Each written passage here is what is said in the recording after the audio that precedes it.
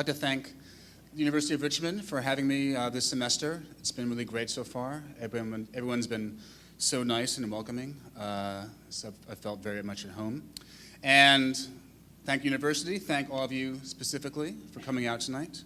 I know there are other things you could be doing. So I'm going to start off talking about how I got started in this crazy biz, my journey, if you will, where I'm coming from, where I'm going, and I hope you'll find parts of it entertaining and perhaps edifying. So I guess I should start at the beginning. I was born a poor black child. I remember the days sitting on the porch with my family, singing and dancing down in Mississippi. Or maybe that was The Jerk with Steve Martin. I was actually born and raised in Manhattan. I was a bit of a shut-in. I would have preferred to have been a sickly child, but it didn't work out that way. I always like it when I read a biography of somebody, or like Joyce or whatever, and it says, they were a sickly child forced to retreat into a world of imagination. It sounds so wonderful, but instead I just didn't like going outside. Other kids left their houses and did sports, played in the great outdoors. I liked to stay inside watching The Twilight Zone and The Outer Limits. I read a lot of comics and science fiction, and I adored Stephen King. Writing Spider-Man or the X-Men seemed like a perfect job when I was like 10 or 11. If you're a writer, you could work at home. Seemed like a good gig. You didn't have to wear clothes or talk to other people, and you could just make up stuff all day. So until I got to college and started reading different kinds of fiction, more contemporary stuff, I wanted to write The Black Shining or The Black Salem's Lot. Basically, if you put a Stephen King title and put the black in front of it, that's what I wanted to do. But I started reading more highbrow stuff, and I learned that there's a different way of going about the business. And in college, I considered myself a writer, but I didn't actually write anything. I wore black, I smoked cigarettes, but I didn't actually sit down and write. Finally, junior year, I sat down and wrote 2 5-page stories. 2 5-page epics that I used to get into the creative writing classes. You had to audition. And I was turned down, so I never took a writing class in college. So folks I'm working with this semester, I salute you because you're doing more than I did at your age. I was trying to think of parodies of how I used to write when I was a teenager. But each time I came up with a line, it seemed, I kept thinking, that's kind of true. He walks alone in the darkness. Well, I do still to this day walk alone in the darkness. He struggled to breathe as the vast void of existence crushed him. It does still get kind of hard to breathe when the void is crushing you. So maybe the feeling is the same, I just learned how to express it differently. But I got out of college with my English degree, and I lucked out and got a job at the Village Voice, which is an alternative paper in New York City. And I'm not sure if you guys know about the Village Voice. But whenever you worked there, it was like the heyday, and afterwards, it went to shit. So like if you were there in the 50s, when Norman Mailer started working on it, started it, that was like the heyday. And if you were there in the 70s, when people were writing about punk and disco, that was the heyday, and when they left, it went to shit. So I was there from like 91 to 95, and it was totally great, and then went totally downhill after that. But I was very excited to work there, and I was an assistant in the book section, and it was my job to open the books that we got from publishers every day. We got 40 books a day in, and it was very daunting. And that was my sort of introduction to how scary the writing world was. But once I was there, I was able to, meet editors, and one assignment would lead to another assignment. So my first piece was writing about the final episodes of Who's the Boss and Growing Pains. Nobody else wanted to do it. I stepped up, and it led to other work in the book section and the movie section.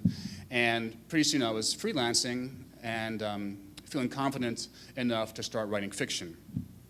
So because I was a critic and I was really aware of what the cliches were, I knew with my first book I did not want to write an autobiographical first novel, because everyone writes an autobiographical first novel, so why do that? And I wanted to be different, so I decided to write a novel about a Gary Coleman-esque child star. He was on the show Different Strokes, and so the TV show in the book that I was writing was called I'm Movin' In, because in the 70s, sitcoms were all about the apostrophe. So like different strokes, what's happening. So I'm moving in. I thought I had this whole world down. I was very excited. And I got an agent who sent my book out. And then we started hearing from publishers. And I never would have thought when I started the book that a book about the failed career of a Gary Coleman-esque child star would fail to find its place in the marketplace, find its footing in the marketplace. But it did not. The rejection slips began to accumulate, and I started to have some really bizarre thoughts. When I first became aware of top 40 radio, it was the 70s, the late 70s, so that meant a lot of disco. The Bee Gees, Diana Ross, and Donna Summer. And for years, I tried to understand what the song MacArthur Park was about. I grew up on the Donna Summer version. Some of you might be partial to the Richard Harris version with his bold Irish accent. I don't know. But it wasn't until I started getting all these rejection letters that I started to understand, as I was getting these rejection letters and sitting in my apartment in my underwear watching Jerry Springer with the shades drawn, surrounded by Budweiser cans, that I finally got what the song MacArthur Park is about. MacArthur Park is an investigation of the artist's journey. I'd gone to a lot of trouble gathering ingredients. And when I was done, someone left the cake out in the rain. All the sweet green icing was flowing down, and I didn't think that I could take it, because it took so long to bake it. And I would never, ever, ever have that recipe again. Knopf Publishing Group, why did you leave my cake out in the rain? Houghton Mifflin Publishing Group, why did you leave my cake out in the rain? Atlas Vanity Publishing of Secaucus, New Jersey, why did you not even return my phone calls? That was so weird.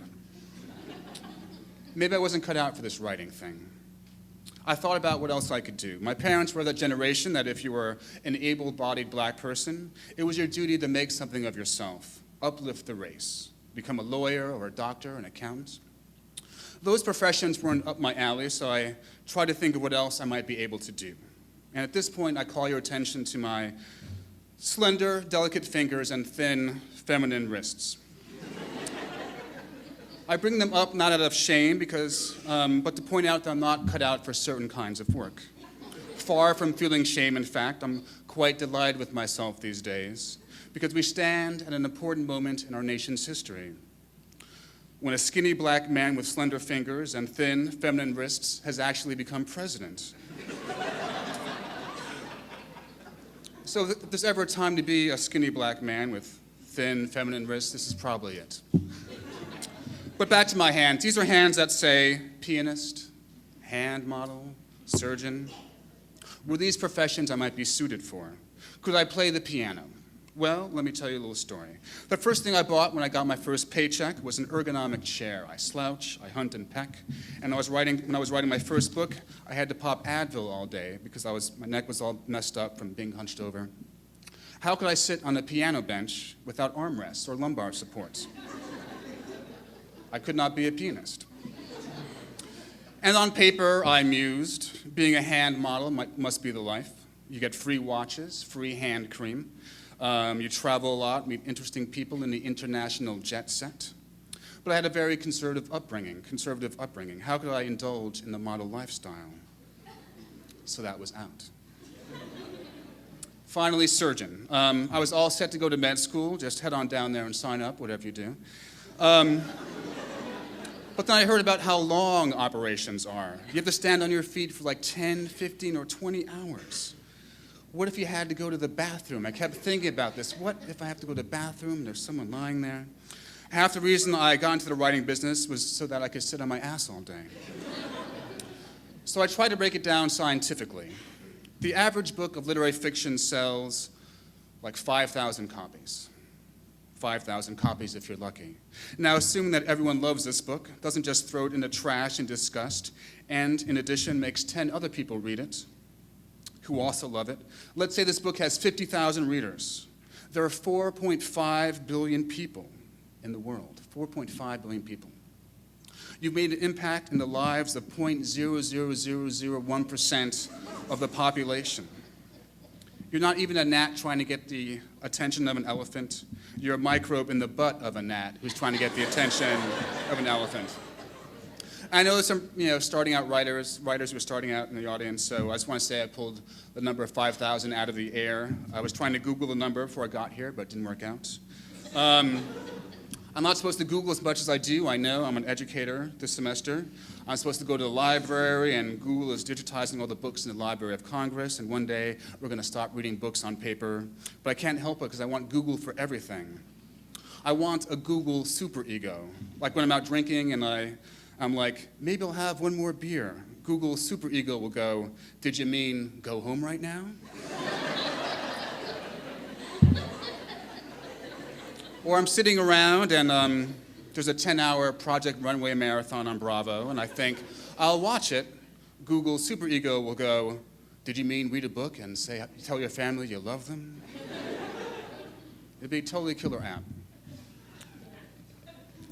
But where was I? The population of Earth, it's very intimidating. Well, what about life on other planets, you might rightly muse? Perhaps there's life on other planets, and they have a taste for language, poetry, creative nonfiction, or coming-of-age novels. Well, I hate to burst your bubble, but scientists say that the nearest planet outside our solar system is 10.5 light years away, and which is pretty far. And the chance of one of our Earth scientists coming up with a faster-than-light drive in our lifetime is quite slim. Estimates about the possibility of life on other planets vary. Some say that only 1 in 100 million planets is capable of supporting life. And what's the chance they would like your stuff anyway? They could be all about the haiku up there, for all you know. And you're out of luck. So I got very depressed thinking about this. And then I thought maybe it's out of my hands. Maybe I have no choice. A friend of mine is a real jerk. He has some fine qualities, but there's no escaping that he's a real jerk sometimes. And for years I've wondered how he came to be such a jerk. And one day it occurred to me, evolution. For generations, jerks have been breeding with other jerks to produce more jerks, who in turn breed with other jerks, who have litters of jerks in turn. It must have started thousands of years ago when some Neanderthal jerk got together with another Neanderthal jerk. Perhaps they met while fighting over a piece of gazelle meat, and they just clicked, to start talking about the weather. And it was pure chemistry, and they took it from there. And they had a child, and their jerk kid got together with another Neanderthal jerk kid, or a Neanderthal of a similar type, a moron or a douche. And they had a kid who was half jerk, half douche, and so on for millennia, more or less breeding and concentrating all this unpleasant DNA together until my friend was born. So I figured maybe it's the same with writers and artists. The artistic temperament must go back just as far. There was a Neanderthal who paused while beating in the skull of a Neanderthal from the next cave over, and he thought to himself, hunting and gathering and hunting, is that all there is to this miserable life? And he became the first Neanderthal existentialist. And he found a Neanderthal of a melancholy temperament, a Neanderthal female who liked to draw non-representational doodles on the cave wall, and she was the first abstract artist, which upset the more traditional cave painters who are all realists, really into their stick figures and oxen, but what are you going to do? You got to follow your heart. Then they had a kid who didn't like to hunt or gather, but tell stories all day, and he found a suitable mate, and so on through the centuries, spawning moody arty kids. In the 1600s, one villager says to another, "Hey, did you see that new puppet show last night?" And the artistic villager says, "No, I don't watch puppet shows. I don't even have a puppet show set. I only listen to NPR."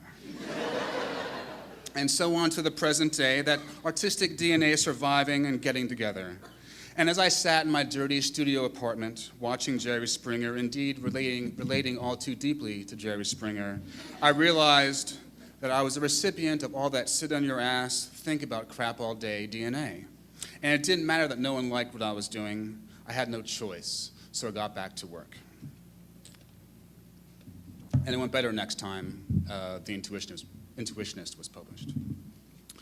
So I'm at a crossroads. I've written 4 novels, a book of nonfiction about New York City. And a while back I was thinking, what am I going to do next? I don't know. So I figured there comes a moment in every writer's life when it is time to edit an anthology. So a year and a half ago, I started assembling an anthology on the writer's craft. I think I'm going to call it How to Write and the Art of Writing. Writers write about writing. This is what the book is about. So I sent out letters to a lot of prominent people in the publishing industry, fiction writers, nonfiction writers, even poets, and was delighted when people started responding to the project. Of course, anytime you take on a project this ambitious, I guess is the word, there are bound to be a few hiccups. You can imagine my surprise when I received the following submission, what I'm going to share with you, from Rick Davis. Rick Davis, of course, is well known. He's treasured for his stories of misfits, loners, and outcasts at the end of their rope, as chronicled in his immortal novels Lonesome Ranch Incorporated and Sam Thompson and the Last Desert Roosters Club. But it seems I inadvertently sent my query letter to the other Rick Davis, the author of the Rick Davis series of party guides. Rick Davis's Party Guide to New York City, Rick Davis's Party Guide to Vegas, and of course, Rick Davis's Party Guide to Ibiza. There is a place in my book that I'm writing, assembling, for unabashed enthusiasm for literature, though, even from the most unlikely quarters. So I would like to share with you this submission from Rick Davis as he offers his personal take on that touchstone of modernism, the love song of J. Alfred Prufrock by T.S. Eliot. Prufrock, I love you, baby, but you gotta lighten up. You gotta chillax. I don't know what set you off last night, but you were really out of control. I grow old. Jesus, I grow old, you grow old. We're all getting older, dude. You gotta roll with it. Was it your birthday or something? I get like that sometimes on my birthday. I wanted to say something the last time we hung out, but I didn't. It was when we went to that strip club, the one with the mermaid theme. Everybody was having a good time except for you, Frowny. I asked you what was wrong, and you said, I have seen the mermaids giving lap dances each to each. I do not think they will give a lap dance to me. I was like, just ask. Flag him down. That's their job, giving lap dances. But he just kept brooding and pounding beers until you passed out, and we had to carry you to the parking lot like a patient Jägermeistered on a table. Prufrock, I think maybe you should cut back on your drinking. I totally hear you. It's hard out there in the dating scene. Been a while since I was on the market, but I remember. You tell me about these internet dates you go on, and I thank God I have Betty in my life. Going to a cafe for toast and tea. The women come and go talking about Michelangelo. Sounds rough. But I don't know why you keep going after these icy Gwyneth Paltrow types. They're bad news. You gotta find someone who loves you for who you are and stop trying to be who you think they want you to be. Prufrock? Some of the guys say you're the last man of the previous era. Others say you're the first man of the next generation. I say, you're bumming me out and I'm over it. When I first met you, you shook my hand and said, J. Alfred Prufrock, damn glad to meet you, like you were running for the president of the United Federation of Dorks. Every time I try to give you a nickname, you get all mad and stuff. Al, JJ, Freddie P. There's no shame in these things. They're all perfectly acceptable variations on your own name. Why not The Rock? I'm The Rock, damn glad to meet you. You say that, you're running for president of the United Federation of Badass Motherfuckers. This is the love song of The Rock, baby. That sounds totally awesome. And you know what else I think is awesome? You. I just wish you could see it. Last week you were all, I should have been a pair of ragged claws scuttling across the floors of silent seas. Admiral Buzzkill reporting for duty. Why do you have to put yourself down like that? You can really have a negative self-image sometimes. I'm going to lend you this book I got a while back, Help Me Out of a Jam. It's called The Secret. People say, oh, that's just positive thinking. I don't care what you call it fucking works. Proof rock, I'm the best at what I do. I've held my party own with the world's top partiers in all the world's greatest party cities on every continent. Yes, even Antarctica, where I blew my mind on fermented polar bear sap, the home brew of some climatologists of my acquaintance. So I trust you'll listen to me when I tell you these two things. One, the human race is in a war against global warming and we're losing. And two, maybe you should rethink your approach. Presentation, Proof Rock. Presentation is important. We live in a visual culture. You're worried they'll say, his hair is growing thin. Get some plugs. There's no stigma anymore. Remember what my head used to look like?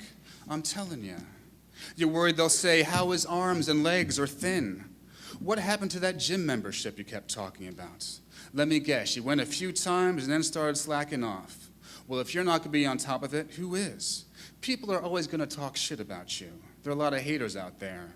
You should hear what they say about me. You don't see me getting all bunched up about it. And a lot of women find a bald head sexy because a bald head looks like the top of a penis. Proof rock? Start with something small. Get some new threads. Should you wear the bottoms of your trousers rolled? You could do that. I don't even know what you're talking about, but you could do that. You could walk around with your jeans hanging off your ass like all the kids today. Or you could buy a really smart sports coat. Something that's casual but also dressy if the need arises. It's okay to spend some money on it if you're really going to get a lot of use out of it. I'm sure Betty would love to tag along. She buys all my clothes. You think I picked this out? I'm a slob. And while you're shopping, you can ask Betty about this doctor she goes to. They're doing remarkable things in pharmaceuticals these days, micro-targeting areas of the brain. Then there's small talk. Like last night you said, I am Lazarus, come back from the dead, come back to tell you all, I shall tell you all. That's a great start. It's a little heavy, but it's a great start because zombies are really in right now. Why don't you rent some zombie movies and use them as a conversation starter in a bar or a social gathering? Like you could say, are you a fast zombie person or a slow zombie person? I'm slow zombie myself, but I've always been a big fan of the classics. Proof rock, you say classics, you can start talking about jazz, middle period Fellini. You can have that one, the zombie thing. That's a freebie, but then you're on your own. And try to lay off the whole, Mr. Intense gaze thing you do. The ladies find it a little off-putting. I think the big takeaway here is that if you want people to love you, you gotta love yourself first. So go for it, dude. Eat a peach. They're in season. In fact, I picked up some nice ones at the farmer's market last week. They were great. Betty loved them. Organic, humanely picked, all that shit. Maybe we can go together. I think they're open today. Let us go then, you and I. Always a lot of chicks at the farmer's market. You can try out that zombie thing.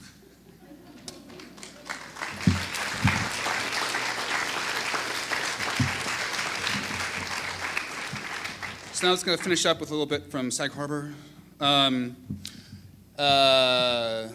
If you read reviews or talked to someone who's read it, you might know that nothing actually happens in it. It's not a very interesting book or compelling.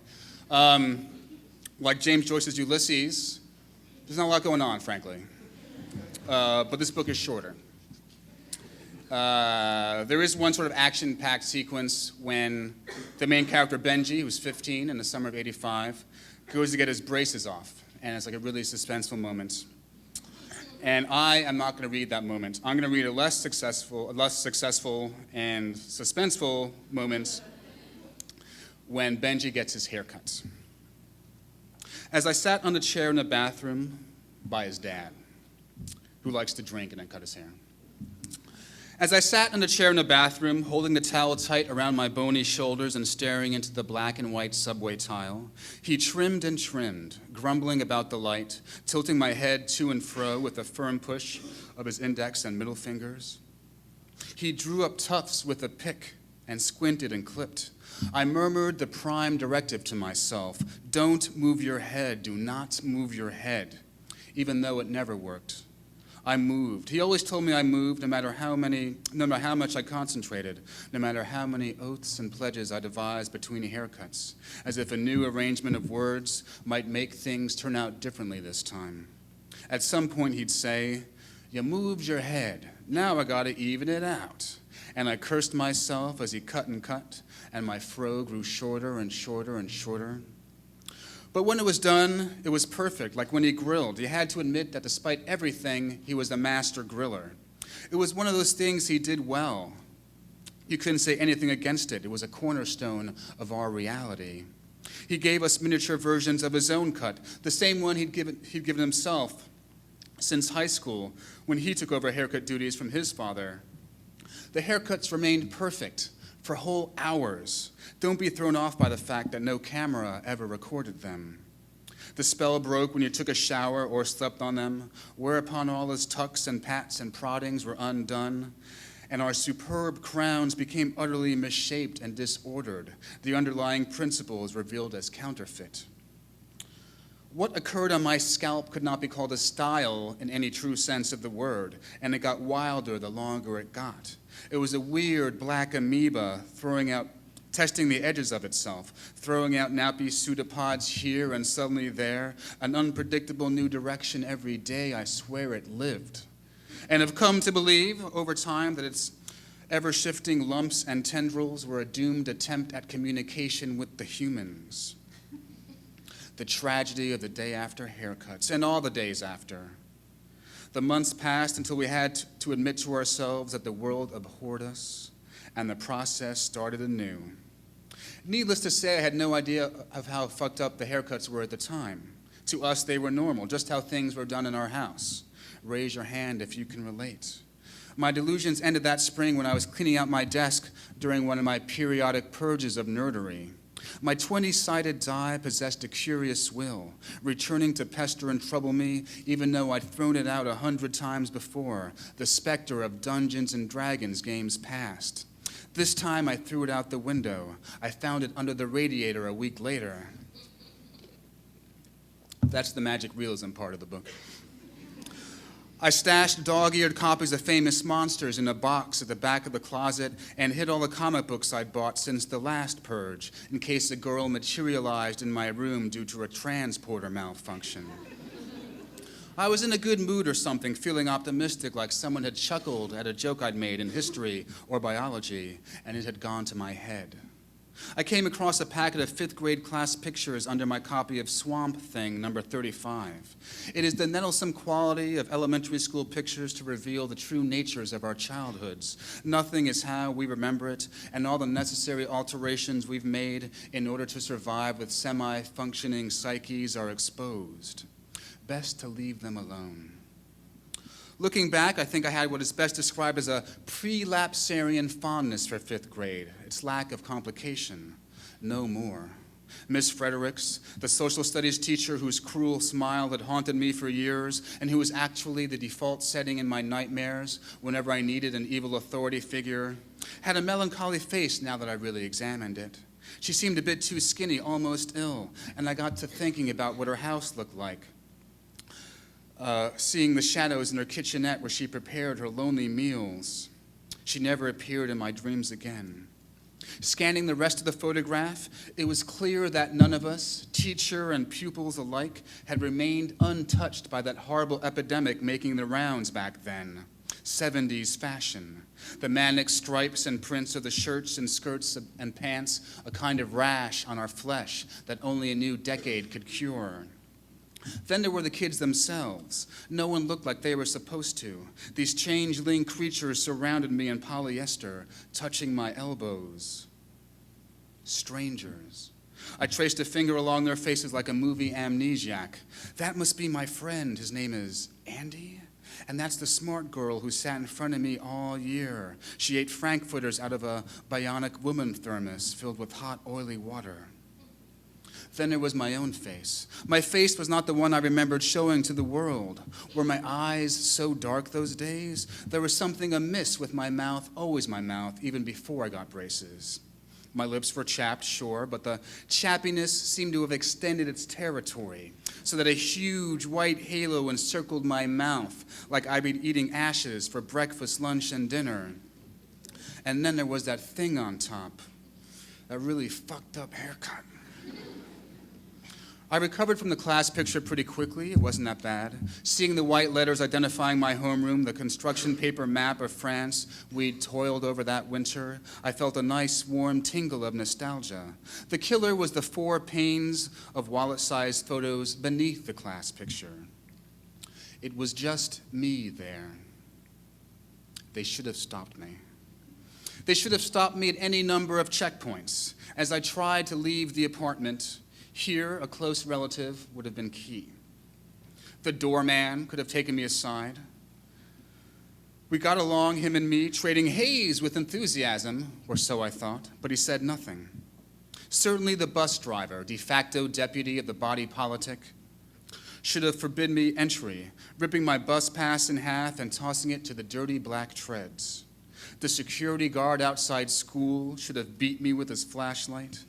And surely my homeroom teacher, Miss Barrett, should have shoved her big wooden desk up against the classroom door. Back brace or no back brace. All of them should have said, "What the fuck is up with your hair?" Obviously, it had been months since my last trim. Instead of a haircut, the photographer had captured some primordial process unfolding. The universe tugged and pressed on my hair with invisible fingers, the way it had pulled up mountains to the sky and gouged the deepest ocean chasms, where the only living beings are pale, boneless things rooting around in everlasting gloom. What else is there to say but that in my vicinity, larger forces were at work? There are natural laws. The third law of thermodynamics says that as temperature approaches absolute zero, the entropy of a system approaches a constant. Sir Isaac Newton's third law of motion holds that for every action, there's an equal and opposite reaction. The entity on my head was proof of another fundamental law.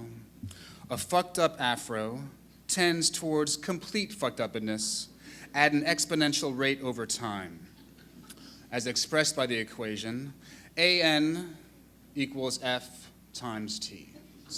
AN equals F times T, where AN is absolute nappiness, F is fucked upness, and T is time. The pain of photos was uncut, of course. Who'd want a picture of that in their wallet, poisoning their money? Thanks.